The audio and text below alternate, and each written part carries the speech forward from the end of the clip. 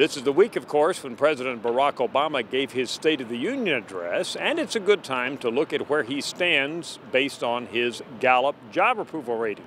First of all, since he just finished his 6th year in office, he was inaugurated back in 1999 on January the 20th, so he's now finished his 6th year in office. We can look at his overall 6-year approval rating, which is, you see it in front of you there, 42.6%. That's actually down for the whole year. That's the lowest job approval rating of any of the 6 years that we have seen for Barack Obama so far.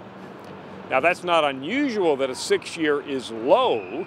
When we look at all the presidents who've made it through their 6th year, and that includes Richard Nixon, who left office about halfway through in August of 1974, we see that the 6th year is actually the lowest of all 8 years for presidents who are in office that low.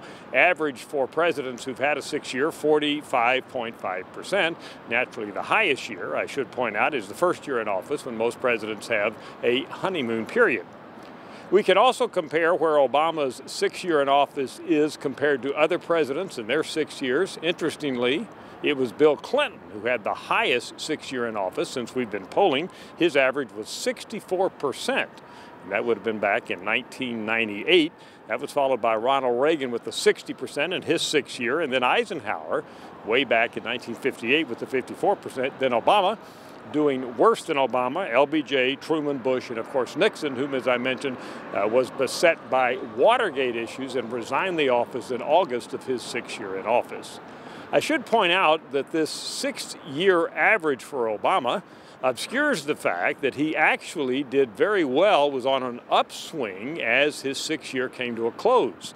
In fact, for the last 3 weekly averages in his 6th year, which would have gone through last Sunday, he was averaging 46%, well above his overall average for the year. Now, that would seem to indicate that his 7th year is going to be a good one if he keeps this momentum up.